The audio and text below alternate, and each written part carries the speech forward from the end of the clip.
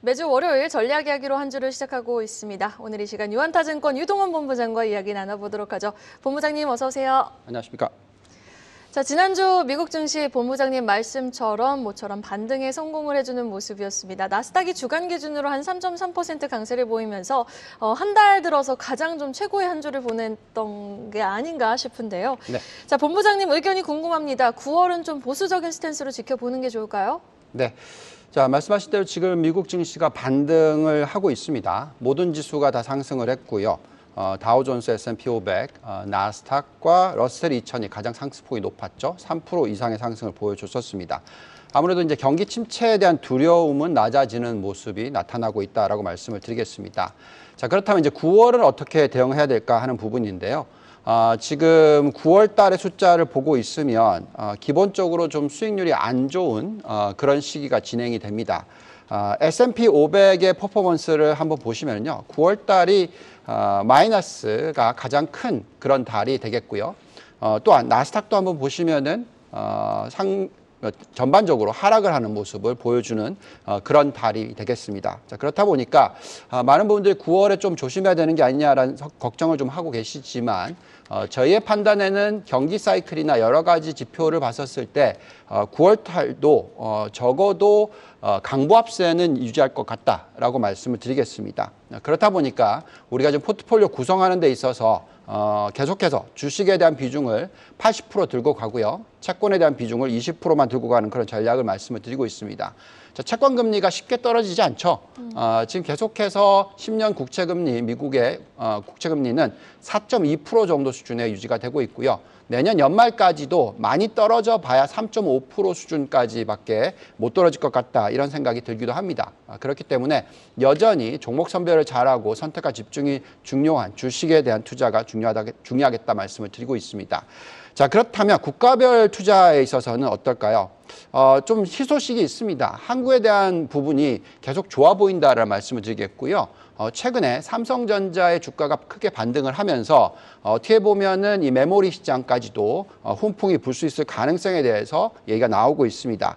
자, 선진국과 신흥국의 비중을 보시면은 여전히 성장주 위주의 나스닥 100에 대한 비중을 가장 높게 가져가고요. 신흥국에 있어서는 한국과 대만, 베트남 쪽 기본적으로 제조 강대국이라고 하는 신흥국들이죠. 이런 쪽에 대한 투자 초점을 맞춘다라고 말씀을 드리겠습니다. 개별적으로 보시면은 나스닥과 나스닥 100이 가장 매력도가 높다라고 나타나고요. 신흥국에 있어서는 코스피, 코스닥이 가장 높고요. 그 다음이 대만과 베트남 순이기 때문에 이런 쪽에 대한 초점을 계속 맞추는 게 중요할 것 같다라는 말씀을 드리겠습니다. 네, 지금 미 10년물 국채 금리가 여전히 높은 수준에서 거래되고 있지만 현재까지 미 증시 반등을 주도하고 있는 지수 업종은 나스닥과 반도체 업종이면은 누가 부정을 할 수 있을까요? 나스닥과 나스닥 100, 또 반도체 지수의 주봉 반등이 아주 뚜렷하게 두드러진 모습을 보이고 있는 가운데 이러한 장세가 하반기도 좀 지속될 수 있을지 여부에 관심이 쏠리는 것 같습니다. 본부장님은 좀 어떻게 바라보고 계십니까? 네, 저희는 어떻게 보면 시작 단계다, 심지어는 그렇게까지 보고 있습니다. 지금 나스닥과 나스닥 100을 보시면은 조정이 좀 빠르게 일어났었고요. 나스닥을 보시면은 이렇게 3주 연속 조정이 일어났다가 최근 2주 연속 반등을 보여주고 있습니다. 21선을 터치를 하고 상승을 하는 모습을 보여주고 있고요. 이것을 리드하는 업종을 보시면은 바로 반도체 지수죠. 마찬가지로 3주 하락하는 모습을 보여줬다가 2주 연속으로 지금 반등하는 모습을 보여주고 있습니다. 자, 이런 추세라는 것은 한번 상승과 조정이 지나고 나서 또 다시 상승을 하는 그런 구간에 접어들었다라고 말씀을 드릴 수 있을 것 같고요. 그 이유는 그만큼 이익의 추정치가 상향 조정이 되고 있다는 게 굉장히 중요할 것 같습니다. 지지난주에는 나스닥이었고요. 지난주에는 반도체 관련된 종목들의 시장 전망치가 좋아지고 있는 모습이 나타나고 있습니다. 그렇기 때문에 저희가 지금 보고 있는 대표적인 나스닥과 필라델피아 반도체 지수를 추종하는 ETF들의 상승 여력이 상당히 높게 나타나고 있다고 말씀을 드리겠고요. 나스닥이 25.6, 나스닥 100이 49.5, SMH가 93%, 속스가 72%. 물론 이건 내년 연말, 내후년 초까지의 상대적인 매력도입니다. 이렇게 상승을 할 거라는 것은 아니고요.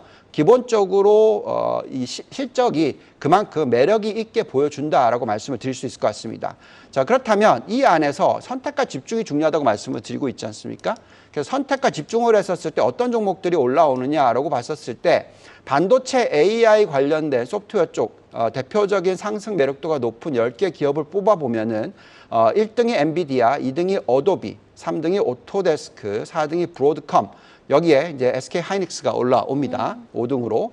그리고 또 6등이 인텔, 7등이 ASML, 8등이 AMD, 9등이 슈퍼마이크로 컴퓨터, 10등이 어플라이 머티리얼스가 있고요. 물론 삼성전자가 좀 밑에 있습니다만 상대적인 매력도가 좀 높아지고 있는 것만은 사실이다라는 말씀을 드릴 수 있을 것 같습니다. 네, 알겠습니다. 이렇게 반도체와 AI 업종의 상대적 매력도가 높아지는 가운데 본부장님은 또 매번 미국의 경기 침체가 향후 2년간, 그러니까 2026년까지 일어나지 않고 장기적으로 좀 골디락스 구간으로 넘어갈 수 있다라고 강조해주고 계시는데요. 한 주가 지난 지금 시점에서도 그 관점 계속 유지하고 계시는 거죠? 네, 맞습니다. 오히려 저는 좀 거품이 될까 봐 걱정하는 모습이다라고 말씀을 드리겠고요. 지금 장대금리 차가 역전이 되고 있는 부분은 여전히 일어나고 있습니다. 지금 보시면은 10년 마이너스 3개월이 마이너스 1.35, 10년 마이너스 2개월이 2년이 0.69 이 정도 수준입니다. 그렇지만 지난주에 데이터를 보시면은요. 예금 증가율이 454억 달러가 늘어나면서 연간 환산 13.7% 증가를 했고요. 또 은행 대출이 약 4.8% 정도 성장하는 모습 보여주면서 3주 연속 그런 숫자가 나타나고 있습니다. 또 연간 환산 숫자로는 7.2%로 살짝 올라가는 모습까지도 보여주고 있습니다. 그렇기 때문에 굉장히 안정적인 경제 성장이 나올 거다라고 말씀을 드리고 있는데 이것을 예대율로 보면서 좀 말씀을 드려보면은요. 과거의 이 세큘러 사이클, 추세적 주기라고 하는 것은 예대율이 올라가는 시기에 나타났었는데 이렇게 항상 좀 길게 나타나는 모습들이 나오죠. 그래서 지금 과거에 나타났던 5번째 세큘러 사이클이 5년짜리가 나왔어요. 그러니까 지금 나타나는 게 이제 겨우 1년 반, 2년 정도 지났다라고 치면은 앞으로 2년, 3년 정도가 남아있을 가능성이 충분히 있다라는 말씀을 드릴 수 있을 것 같습니다. 그래서 이런 가운데서는 앞으로 점차적으로 이렇게 예대율이 올라가면서 경기 침체를 막아줄 수 있을 가능성에 대해서 생각해야 될 것 같고요.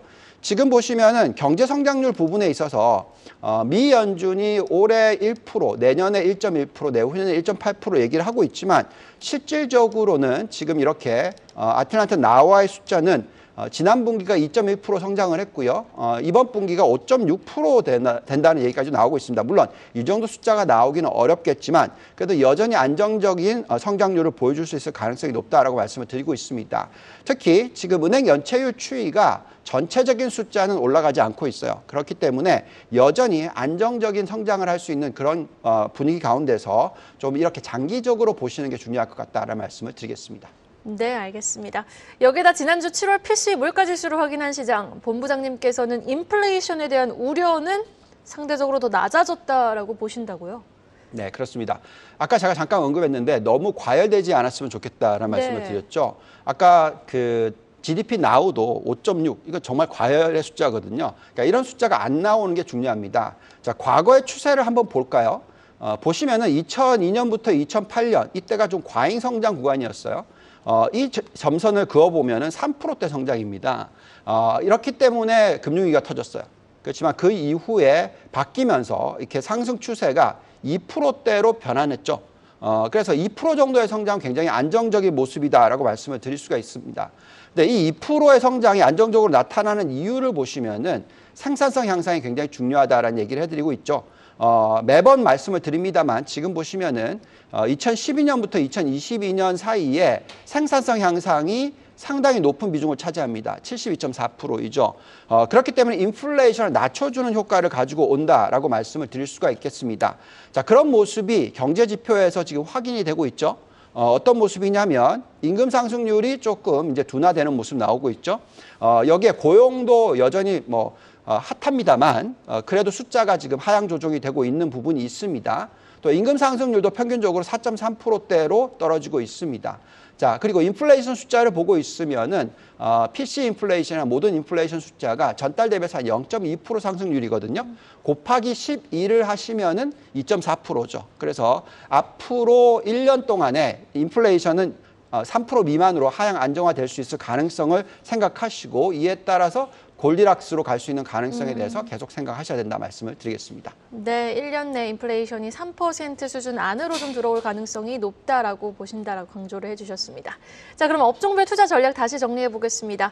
여전히 AI를 포함한 성장주 중심의 투자가 좀 중요하다고요? 네, 그렇습니다.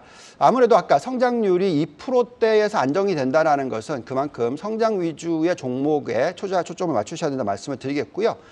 대형 기술주, 반도체, AI, 소프트웨어 관련된 쪽, 이 두 개의 비중만 더하시더라도 거의 절반 가까이 45%의 비중을 말씀을 드리고 있고요.